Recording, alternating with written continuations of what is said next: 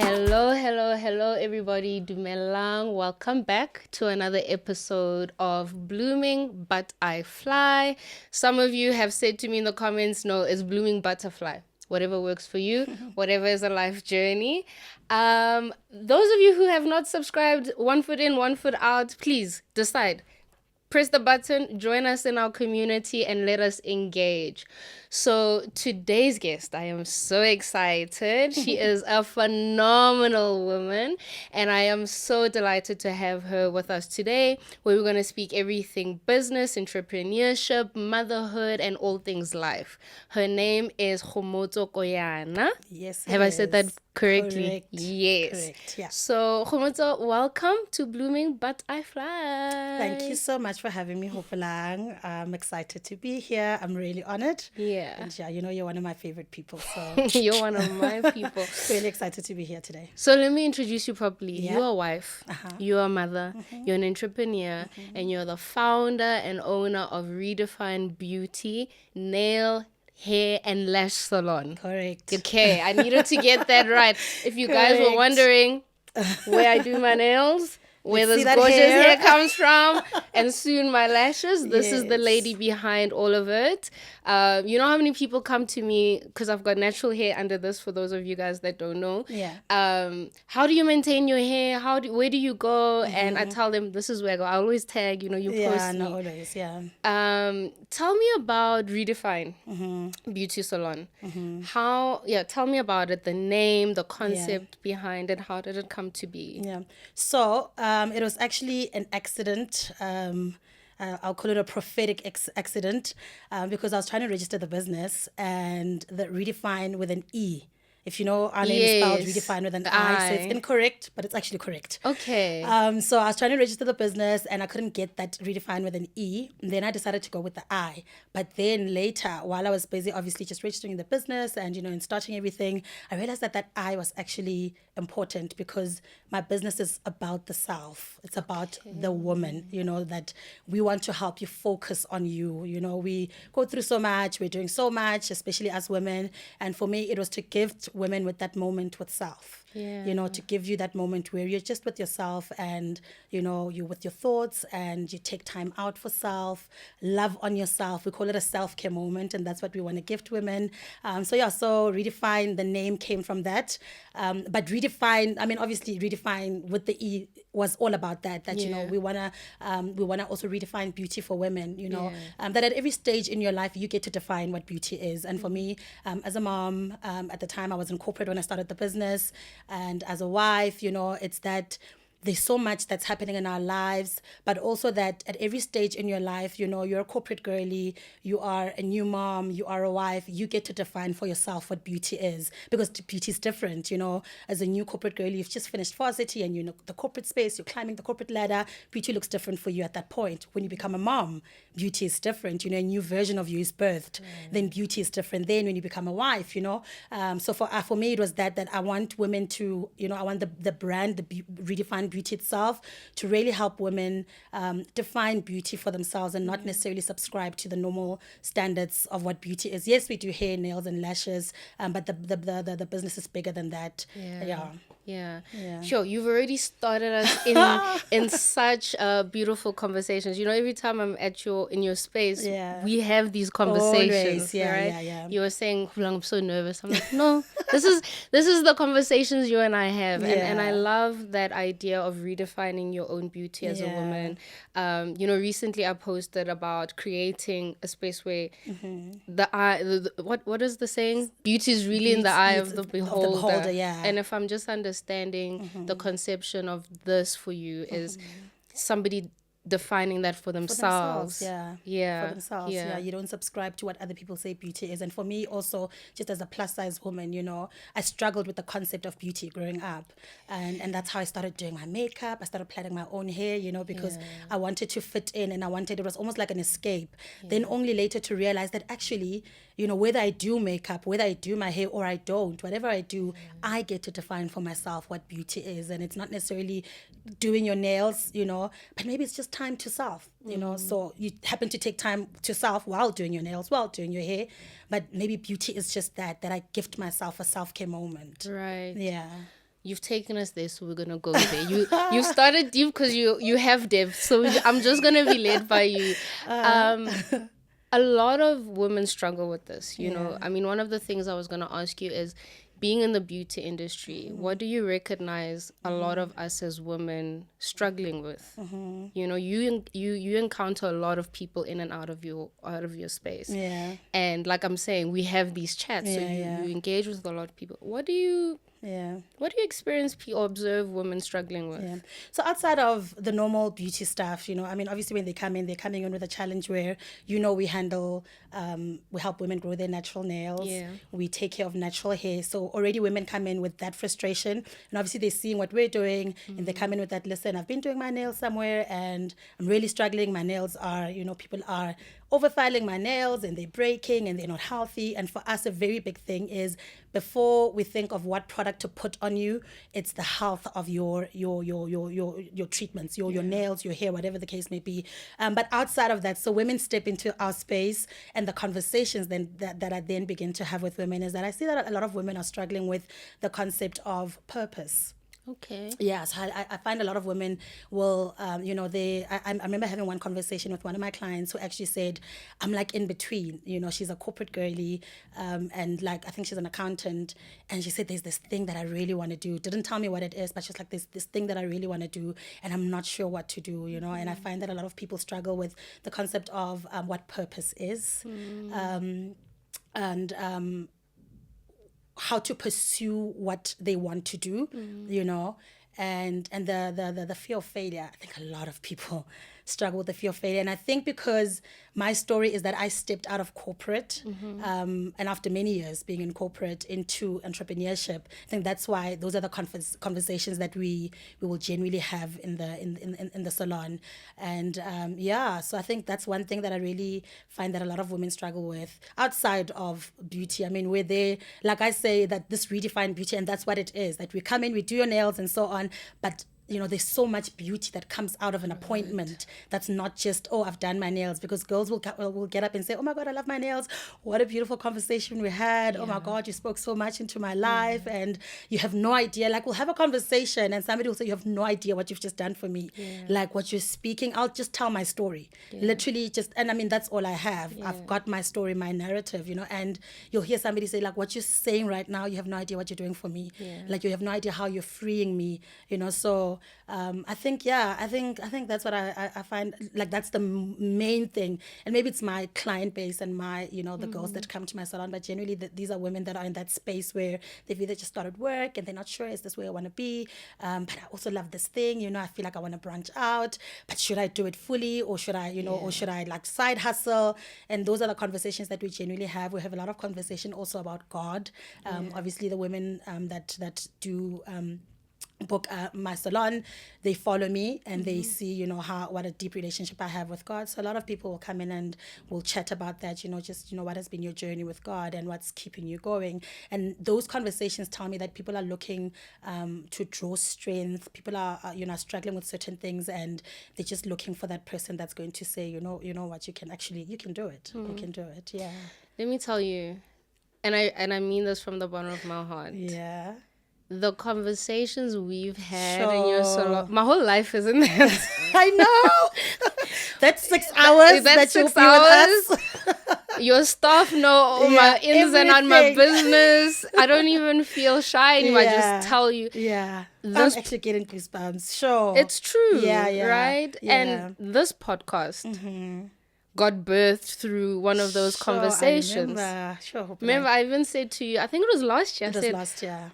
I want you to style, do my makeup. I'm thinking of a podcast, the conversation we had. Yeah. So I think that there is something about spaces for people, you know, for you it's predominantly women, but spaces for people where they can get life. Yeah. You speak a lot of life and wisdom without even realizing it to people. Literally. Yeah. And I just want to go back to something you said in terms of your life struggles. You said, I had to redefine my own beauty as a plus size woman. And we know that there's societal, conventional, beautiful women. You know, for me, it was growing a relationship with my natural hair. I never used to coming from the context that I came from at the time.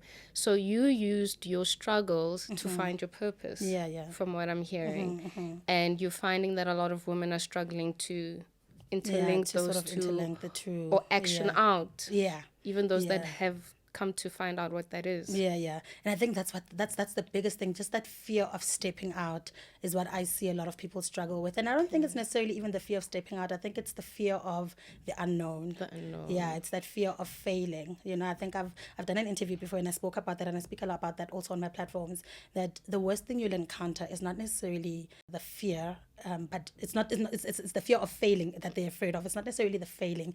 The worst thing you'll encounter is that fear, because that fear holds you back. Because to be honest, just not just in entrepreneurship, life in general, failure is inevitable. Yeah. At some point, you are going to fail. Yeah. So we just have to come to terms with the fact that at some point, you know, I'm going to fail, and but what keeps us back is that fear. And failure is not the worst thing that can happen to you. You fail and you get up again. You know, and it's once you encounter that failure that you realize, actually, we spoke about it the other day, you know, when your worst nightmare happens and you're just like, oh, I didn't die. Yeah. You know, so what keeps people back a lot is just that fear of, you know, how am I going to finance something? You know, how do I step out? I need the security of corporate, you know, or whatever the situation is. But I mean, even going into ministry, some people are scared. Oh my God, I'm scared of what this is going to cost me. You know, I know how costly ministry is, and I feel that God is calling me to do something higher, or he wants, you know, there's something that he's deposited in me that he wants me to do, but I'm so scared of stepping out because what is that going to cost me? But really the biggest thing, fear is such, oh my God, it's such a useless emotion, I personally feel. Honestly, it's so crippling. though. It's crippling. It's very crippling. Useless, and but it's very. That's the thing. The fact that it's so crippling. But once you like, I think I've gone through so much that I've learned to just step out. When I feel fear, I'm just like, it's okay. We're just gonna do it anyway, you know, because I've realized that it's not the worst thing that can ever happen. Yeah. So you take the chance, right? Always. And you step out and see, and then you also accept that if my worst case scenario happens, I'll manage it when it comes. Is that how you thought about? I mean, you just mentioned that you were a 9-to-5 girly. I think you were in finance. I was in finance. I was in the investment space. Yeah. So talk me through that journey where, you know, I imagine, you can tell me, I imagine that this idea has been running through the back of your mind for a while, maybe. Yeah. And then you say, no, we're gonna do it. I'm gonna go do it. Yeah. So the journey itself it's layered. It's got a lot of layers to it. I started about 3 years prior to me actually opening the salon. So while I was in corporate, in fact, I started many years ago. Like I say, how I wanted to escape not feeling beautiful and just feeling like, oh, if I do this, oh, you know, I feel beautiful. But I started, and then I fell in love with doing hair. I started doing my friends at school. This is high school time. Started experimenting with tweezing my brows at a young age. Started experimenting. Next time I did shimani, but I loved doing. But I loved just making myself look beautiful. It was an escape, and I really, really loved that. I had control over that, you know. And then just getting into the corporate space, I was still that girl that would come with brows on fleek. I remember my colleagues would say, "Oh my God, why not get brows on fleek?" You know, before brows on fleek were a thing. So were you ever that girly with the thin? Never. Okay. I was. I actually was. I actually looked at a picture on Facebook. Yeah. No, I was, but I quickly evolved from that when I saw, this is not, this is not in. So even just throughout my corporate career, God would just whisper. You know, there were just whispers of, this is what you should be doing. I remember when I was at Forbes, so I was at Forbes for about 2 years. Then I went on to work for Investec. Before then, when I was at Forbes, my friends would say, listen, like, why don't you do this thing? Like, you're constantly coming to work in this beautiful beat. Before a beat was a beat. I mean, at that time, we weren't layering. You know, we just put foundation, blushing, lashes, and so on. And my friends would say that, my colleagues would say that, like, oh, friend, I've got an event. Please, can you come do my makeup, you know? Wow. And they'd say, why don't you do it? But at the time, I didn't have representation. You know, what do you mean? So for me, I wasn't seeing other women doing like really fully, and they were saying transition into this thing. You love it. Okay. This is what you love. Although in the corporate space, you're showing up 100%. Yeah. And I mean, I'm amazing. Yeah, your I'll work tell you ethic, that my your work work ethic is, ethic yeah. is So amazing. so Yeah. I'd show up 100% here, but and I think it's because of that they knew that if I was to show up in this area, I would probably give it 110%. But I didn't realize it, you know. So representation for me was I hadn't seen other women. I toyed around with the idea of, oh, maybe I should do something. Maybe I should open a salon, you know. But at the time I hadn't seen, and maybe it's what I was consuming at the time, whatever was around me. I hadn't seen women that were doing well, you know, and you know, well is also relative, you know, to what well is to you or what success is to you. So I hadn't seen women doing that. So I thought, it's just a hobby. You know, I just love doing makeup, and then I didn't think I can make money from it. I wasn't charging anyone for it. Dreamstream, a place to create yourself. Record video, music, and podcast in our full-service studio. Dreamstream, a place to create yourself. Record video, music, and podcast in our full-service studio. Dreamstream, a place to create yourself.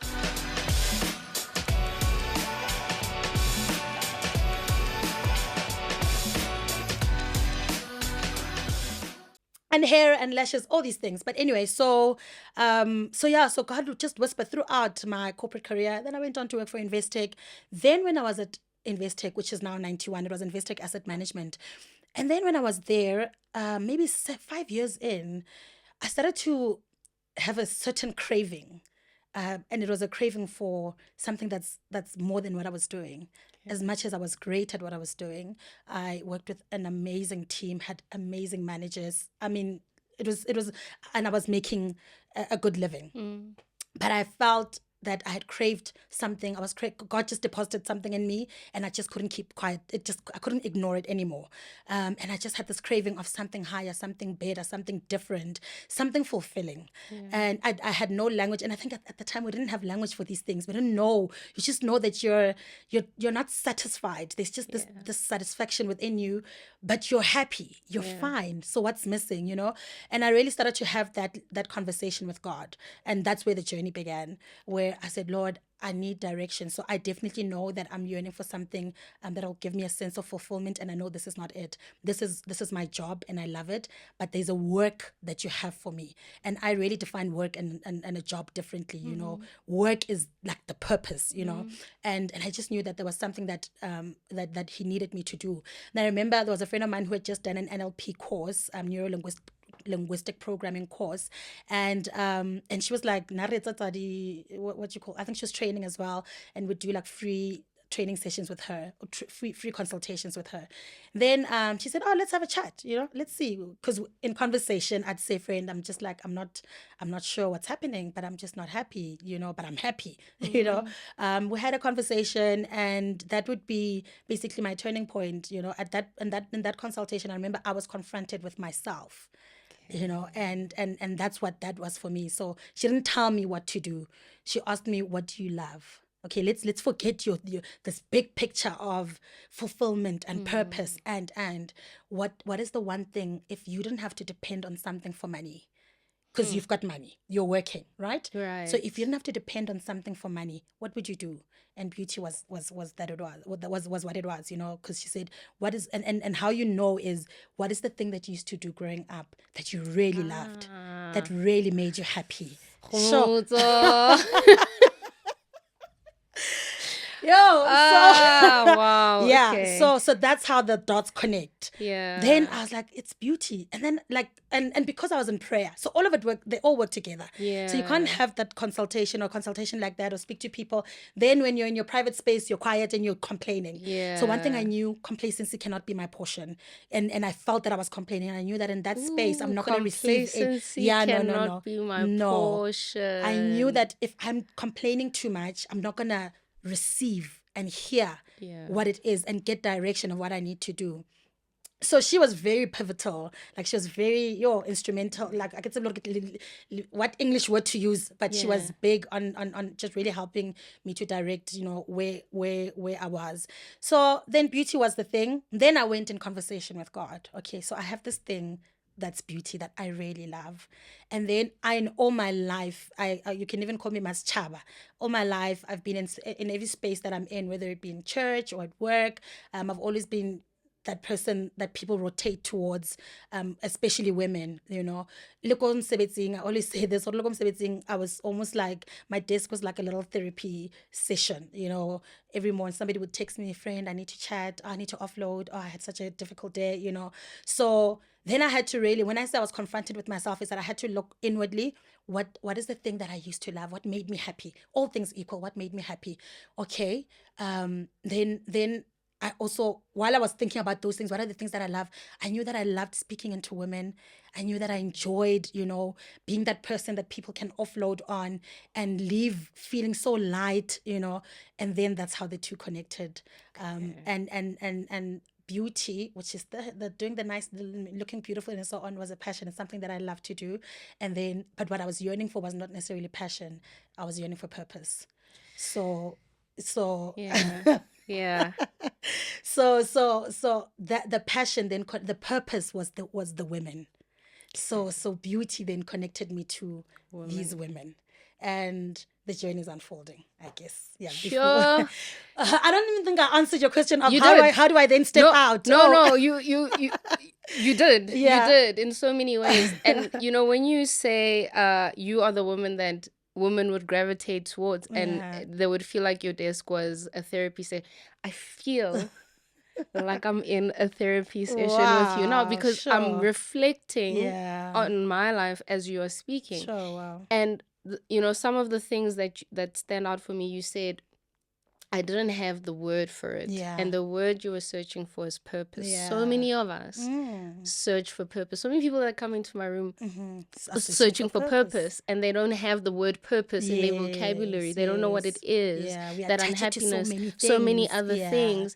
And I like how you just simplified it, even for me. Sure. I made the links in my mind where you said, what is the thing that if I wasn't making money out of it, I enjoyed and I was good at, and then you took it to childhood. What would I used to do? I used to talk a lot as a child. You know that? Right. This is See, this is not new. And I used to psychologize people without even knowing the word psychology. Imagine. So that is so true. Yeah. You know, and a lot of people in their jobs day to day find themselves in this place where they are unhappy, and you know, that crippling fear where they don't step out, and then they don't know what their purpose is. They can't answer that question. Then you've done it. Yeah. It sounds to me like you've defined your beauty. That's it. And it's not the physical. That's not what I'm hearing. There's so much inner work that sounds like has happened for you. Yeah. And you've started. You're in the journey of entrepreneurship. Yeah. I saw somewhere on your post this week, I'm just going to read it. You were talking about entrepreneurship. You said, entrepreneurship is a completely different ball game. I, for one, think it's highly romanticized. I absolutely agree. I don't think we talk enough about how brutal the journey can be. Personally, I feel like entrepreneurship should actually be called the school of life. Yeah. Because it teaches you or equips you to handle more than just entrepreneurship. You're risking, we're out here risking it all, working extremely hard for our overnight success while we wait on God, because how you wait matters too. There's so many gems there. I screenshotted it and I was like, it speaks to me so much, and so many other people. Talk me through your entrepreneurship journey. So you've braved it out, you've stepped out, you've established it. People like me are coming now. How has that been? Brutal. Okay. Yeah. Brutal. So I was talking to you about the other day about how different seasons and different feelings and different things can exist in one space or in one time, where the journey can be extremely taxing, extremely brutal, because and sometimes I have to find that language for myself. Why is it brutal? Why is it so difficult? And I remember saying to myself the other day that I am a first generational wealth builder. I'm doing something that I haven't seen being done in my family. Right. And you're also faced with family saying, like, you need to go back to work. Like, Yeah. hey, you need to go People back were to saying work. that to Yeah, you? yeah, family will say that. Yeah, Okay. no, like what are you doing, you know? Right. And I think because they also have, I mean, and grace to them, because I really extend a lot of grace to them. My mom being one of them, I love her to bits. But you know, moms, you know, for them it's you went to school, you must work well. Yeah. My child is working well, she's doing well, and I now step into this thing where I basically lose everything. I'll tell you the truth. I'll be very honest. I lose everything. The things that I'd attached to being successful, a big house, a luxurious car, you know. But my husband and I'm so grateful, sure, for that man, because when we made the decision, we knew it wasn't going to be easy. But I don't think we had prepared enough mentally, emotionally, financially, Yeah. for what we'd face. But also, in the same breath, there isn't enough preparation that you can make for what you'll face in entrepreneurship. I don't think there's enough. You can prepare as much as you can. Like you're saying, I've done a lot of inner work. It wasn't just hey, I'm just going to do this, I'm going Yeah. to jump in, I'm going to do this thing. I knew that this is what I'm meant to be doing. So a big thing for me was that why. I had to have a really big why. And that's the purpose calling, and that's what constantly keeps me going. But the journey itself, honestly, it just, and because, like I was saying, that you're doing something that you haven't seen being done, and having a finance background, for me, you'll think you'll manage everything well and you'll do great, you know, but you really won't, because there's so many moving parts. Right. Yes, there's so many moving parts, and it's something that you haven't seen somebody do. You do as much research as you can. And I think for me, a big thing is I probably didn't do enough research about the business side of things. Okay. See, Okay. it was the purpose, and this is what I want to do. I love it, you know. I'm praying and trusting God for it, but also how you wait again is, while you're preparing for these things, make sure that you're, as much as you can, unpacking the layers that you'll encounter on the journey. Right. Something like, how do I handle the finances of the business? How do I handle my tax? How do I handle, those are things that are, it's not something that you can say, I'm going to encounter it along the way. You can prepare for that beforehand, you know. So there's just a lot of moving parts. Staff, you encounter a lot of personalities, and obviously I've got women working for me, so a lot of personalities, a lot of backbiting, and these are things, when you're a me, where you see the beauty in everyone, Yeah. and you literally have to dig deep within yourself to acknowledge that this person actually didn't mean well. Okay. You know, when you have to dig deep, where my husband has to say, babe, Yeah. this was malicious.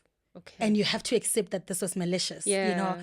And I'm just like, no, but everybody has dreams. And then I'm talking about like staff leaving, staff taking clients with them, you know, because they've now built that relationship with clients as well. So like stuff like that. And you're just like, but everybody has a dream. Everybody, you know, is ambitious. Everybody wants to grow. That's me justifying maybe people backbiting and stuff. But so these are the layers. Yeah. These So are the many. layers, so many layers. And even just hiring the right staff that understand your vision as much as you understand there's a higher purpose, but the unfolding of it is there's a process to the unfolding of it. So sometimes you're also making mistakes, and you're also coming into realizing what the vision is, and you kind of have to adjust how you thought it was going to happen, and it's not happening in that way. You know, you're having to go back to God and say, where are we actually going? I remember this is what you showed me. You know, so you're trying to figure out that vision as well, and kind of directing the ship a certain way, and to get staff that can understand and catch the vision,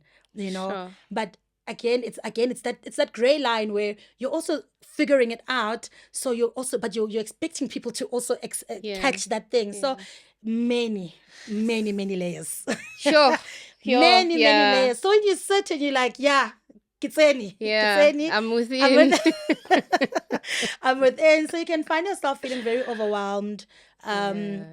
And even like what we're talking about, that you'll fail on the journey. You know, I've tripped and I've fallen many times, and just going back and reassessing again with self, you know, why am I still doing this? You know, because also you can get lost in like, even I was telling my husband that the other day, and I said, yo, sometimes I can find myself getting lost in, and that's the thing with business, right? When I say the business side of things, because you're selling people, also you're selling people something. Yeah. You know, because in order for us to keep going, we need to be making money. Yeah. So I can sometimes get lost in the how do you communicate what the work is, Yeah. what you're actually doing, Yeah. and not sound salesy. Yeah. You know, Yeah. but also you need to be salesy because Yeah. it is a business. Yeah. You know, so it's all those layers that you kind of have to keep unpacking, and it's just not linear.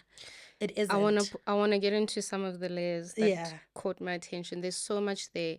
You mentioned twice now this idea of I didn't have somebody that I saw. So mentorship is Mentorship very important in necessary. Yeah. entrepreneurship, in your business. Yes. How has that, do you have a mentor? Have you had Dreamstream, a place to create yourself. Record video, music, and podcast in our full-service studio. Dreamstream, a place to create yourself. Record video, music, and podcast in our full-service studio. Dreamstream, a place to create yourself.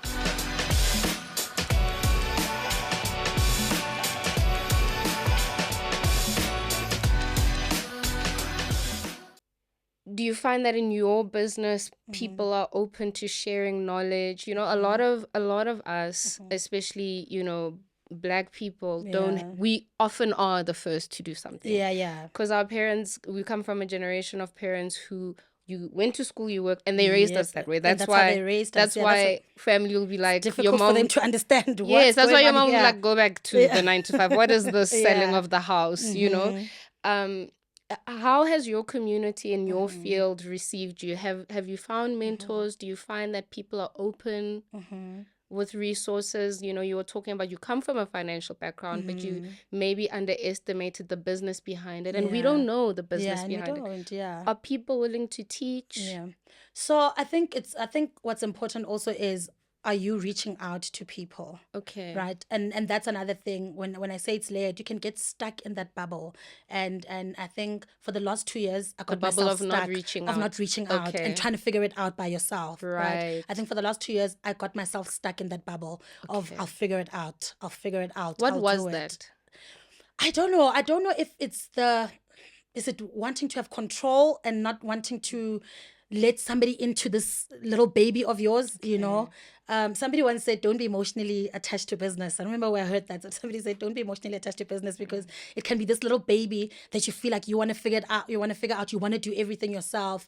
But I've recently just reached out actually for a mentor because I realized just how important it is for me to have a mentor, people that have walked the journey before me. Again, going back to that I'm doing something that I haven't seen being done. But again, it's that whole thing where it's a journey. You get to that place where when you do the inner work and you're honest with yourself and you realize that actually I did this wrong, acknowledge no, like I'm saying, I handled this thing like it's my own little baby, and I can't do everything. I don't know everything, so like with the financial stuff, I reached out to an accountant to help me with that, because I had that, no, I've got a finance background, I can do it, but there are emotions attached to this thing. This is my baby. You're sometimes making emotional decisions, so you need that person who's qualified in their profession to help you deal with that and also to take it off your hands, Right. So I think for me, Capacity. That's it. Capacity. Capacity And is a use big the one. people around you. So I'd have a receptionist, I've got staff, but I'd want to do everything. I'd do everything myself. But also I think my corporate background maybe also fed into that because I was in a space that was highly, highly stressful, and I did a lot. So even in the team, I was almost like, a glue, where I would take on everybody's, okay, you're struggling, you can, I'll help you. Okay, what's happening? Come, give it to me and I'll do it. And I'll spend all night long trying to help someone, to my, what's the word, detriment. So Yeah, and there's an element of people pleasing even there. There's stuff that we deal with on this journey, Yeah. because like your the things you haven't dealt with, your traumas, things that you kind of were happy to just go on, and not address, they start coming up. You realize, oh, actually, I'm a people pleaser. So that thing that I was doing in corporate, where I would do everything for everyone, thinking that I'm a savior, I'm saving everyone. There's an element, I've spoken about it in one interview, that there's an element of pride, and there's an element of people pleasing. Okay. Yeah. Do you know what? There's so much, but your things come to the surface, and then you have to deal with them, Yeah. right? So what I'm getting is entrepreneurship will bring that stuff up. School of life. Yeah, the school of School of life. life. Now that's Yes. where that part comes in. Yeah. But you spoke about loyalty. Loyalty in business is hard. A lot of people. And you know what? I don't want to demonize people moving on or having because I suppose if somebody moves on with that hairstylist, it's loyalty to that stylist. But I can imagine that as a business, it's hard to maybe keep the loyalty of the brand versus person. So for example, I've moved around with you wherever you go, and I think we had a conversation about this. You were a bit anxious about it. I said, when your brand works, you're going to find your people that are meant to be in that space. And that's where we're at now. Yeah. Because now you've transitioned. You've transitioned into house calls temporarily, and then you're going to launch something amazing for us. How, do you see that now? I see it. And I remember we had that conversation last year. It was the before year you before moved. Even. Yeah, I the year think you were before. still in Rosebank. I was anxious because that's the time where a lot was happening. And just a quick backstory. I took over the space of an existing salon, right? And then I took over existing staff. So my journey into it also was not necessarily, clean. So now you're taking over a space where clients already have a relationship with their stylist. Ooh, that's hard. And that's what hit me hard. That's what hit me hard, because when the stylists then move, they've retained this relationship with the clients. The clients are still trying to figure out, who's this person that's now, running this business. We don't know her from a bar of soap. We haven't, we don't know anything about her, but I know my person and I trust. Remember, this thing is really a big trust thing, and I trust my person. So when people move, I understood that clients are moving, and also you don't own people. Yes. So clients are moving with the stylist because of that. Then I had to extend a lot of grace towards myself to realize that we're still building. Right. And because of how I came into it, I came in at a high note, didn't necessarily come in from the beginning. Let's build. So I kind of had to start up there, come back down. Redifine is 3 years old. Going on 3 years. Yeah, two and a half. Yeah. Going on 3 years That's a new old. business. That's a It's baby. literally a baby. And looking at how then I started, because then I went on to lose most of that staff, who also left with a lot of the clients, which is, and like what you're saying, that we don't own people. And that's a conversation I'd have with my staff. Even when I started, I said, guys, I'm coming into the space. I'm failing you into the space. I understand that even for you, it's a bit uncertain of what's happening. But what you can do, please do me one favor. If you want to leave, talk to me. Let me know, and do what you need to do. But obviously, if people are going to take clients, they're not going to talk to you. People I always say that to my clients. I say, we're going to get up to a point in our journey where I'm going to make you angry, frustrate you. You're going to get to a point where you want to fire me. Exactly. Come back and tell me that you're going to fire me. We're going to process it, and you still get to fire me. You can still fire me. You can still leave. Guys, you can still leave. It's so heart-wrenching when somebody just ups and leaves. I mean, there's a lot going on there for people, but I hear what you're saying. It completely that's the, when I say it's taxing and it's brutal. So it completely destabilized, and I'm still figuring it out as well. So it completely destabilized the business, but that's when I had to really revisit my why again. Why are we doing this? Are you okay with rebuilding? And I had to go back to God and, God, I need to rebuild, and I don't know what it's looking like. I don't know what it's supposed to look like. I got this full thing, and now I need to start over again. And then God said, now you need to build your vision. But it's, I hear you offering a lot of grace to other people. See, that's what I do. Without offering that grace to yourself. Myself. Like, I had to count back that it hasn't even been 3 years. It feels like it's been longer. But it's actually been 2.5 years. And statistically, most businesses fail, right? Or people go out of business within 5 years or something like that. And you stayed in business. and we've pivoted. And you're pivoting. We're pivoting. You're pivoting. Yeah. You don't offer yourself grace. You're speaking a lot about people pleasing. You're speaking a lot about people's self-care. What do you do for yourself, Khomotso? So look, yeah, it was hard. I'd pour myself out completely, Yeah. not just into my my clients, but into my staff as well. Because for me, before I serve the women that come into the space, very important that my girls are served well. I remember communicating that. Let me just tell you a quick joke to talk about how people, you know, it's very difficult to communicate a vision with people that don't understand, that are not aligned. I remember communicating that at a training with my staff, you know, just kind of telling them what the vision is for Redifine Beauty at the time when I had the bigger staff, and saying something like that I desire to build a business not only where I serve clients that come in, but where I serve my staff. And when the trainer asked my staff and said, what did you guys understand from what Khomotso said? And then one of the staff members said that she wants to work for us. Oh, well. Well, there you go. All right. Well, there you go. I was like, okay, so that's where we are. Okay. So, but yeah, so. Because it's a, you know, we laugh, but it's such it's a higher order concept. Yeah. It's simple in the way you phrase that I it. phrase it, yeah. But for somebody to understand your vision, for somebody to understand your purpose comes from here. My heart. It comes from here, right? And I hear you speaking a lot spiritually, God, and one of the words from God is guard your heart. And the good works that come from that place, right? And that is hard to translate. And that when you're stepping into business, you're putting your heart out there and hoping that somebody understands. Will be received and understood. And is seen the same, is valued the same. Yeah. And that comes with a lot of loss. Right, and processing all of that. And I had to process. I wept a lot. Yeah, I've wept. Oh, I can imagine. I've wept a lot on this journey. And like I say, thank God for my husband, because he's the guy. He's the person that will pull me out and say, you need to take time out for yourself. But you're speaking about grace, right? So it's such a tricky thing, and only now am I able to do that for myself, right? But before, I really struggled with, I'm extending grace for myself, but I almost felt like I didn't have the luxury, to extend grace, but I didn't have the luxury to take time out, because of what was going on. You know, it was just like this bus is moving and it's kind of falling apart, and I need to be, I cannot spare we, you know. So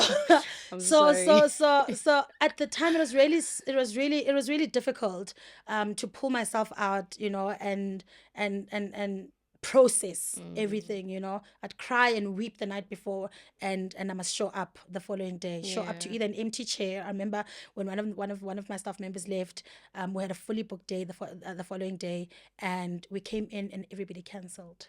Sure. Every client. I mean, we're booked for nails, hair, and I had 5 or 6 people at the time. So that hits your heart. People don't speak about that. No. So, and that's why I say it's romanticized. Yeah, so it is. So we speak about, you know, its purpose, and yes, it is. You know, we speak about the passion. I'm doing what I love. I get to own my time. I love that. I love that about my journey. I love what it's afforded me, time with family. I love that I'm working on something that is bigger than me. You know, that's the fulfilling part. That's what keeps me going. That's my why. But the truth is, and somebody said, I heard somebody, there's a video I came across on Instagram, and this lady was saying, guys, you know, people in entrepreneurship will tell you, they'll gloss everything with, you know, God is, you know, God will give you strength. God will, and yes, He will. And she said, but nobody's telling you what's actually going on. Yes, nobody's telling you. I think the hardest thing for me is people are stingy or protective. Let me not be judgmental. Yeah, they're very protective with their losses. Yes. I don't think they're so much protective over their wins. No, not their wins. I don't think it's a gatekeeping. I think there's a lot of shame. I was going to say that. I think there's a lot of shame in the process. Then people protect that because if you see how I've lost, then you see me. Then you see me. Right? Yeah. And I think this is why this space for me, you know, even the name is needed, because I want to hear, how did you get here? Yeah. What did you lose? Yeah. Hope I lost 50,000 and Yeah. Because then when I start a business, I'm not shocked. Exactly. When you come across those kind of things. Because it's traumatic and it engulfs you and you feel like a failure. Yes. You know, it goes back to mentorship and like I'm very into autobiographies because I realized that I'm the first doing something always in my family. There was nobody doing There's psychology. nobody else that's doing So it, I would yeah. read a lot of autobiographies about psychologists or people's stories in general to learn, Yeah.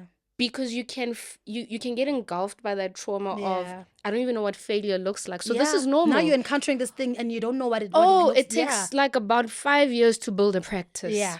There were times where this person that I'm admiring on Instagram Went had one through. client. Exactly. There's a Khomotso where I'm seeing Redifine Beauty and I'm seeing the reels and all of that. Hana client. Yeah. There's no client right now. How you can take one client and stretch content for 2 weeks with one client. Do you understand? Nobody knows that. Yeah. People don't talk about that. And so I think Dream Stream, a place to create yourself. Record video, music, and podcast in our full-service studio. Dream Stream, a place to create yourself. Record video, music, and podcast in our full-service studio. Dream Stream, a place to create yourself.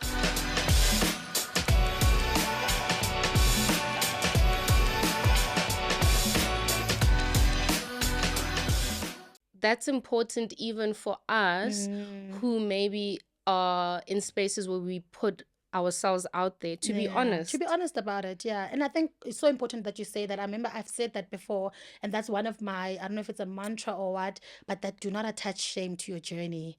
Like, you have to own that. You have to own your journey. I do not attach any kind of shame to my journey because it's my journey. Or you can. I think don't get like what is the word? Destabilized by it. Yeah. But there is shame, Khomotso, for a lot of us, I would say, because we're not taught how to process those things. Yeah. So I think to say to somebody, like if somebody had to ask me about my journey, to say this for me was really hard. I'm still working through the shame around it, but I'm going to keep moving. Move. Yeah, I guess that's what I'm not going to condemn myself. Yeah. I'm gonna name it. I'm gonna feel it. I'm gonna acknowledge it, make space for it, and then move. Yeah. Because that's what I'm hearing from your story. Yeah. There were a lot of ups and downs, and maybe moments of shame. Yeah, definitely. But there's something about you that has managed to pivot and pivot move from there. Yeah. Your husband. We're running out of time.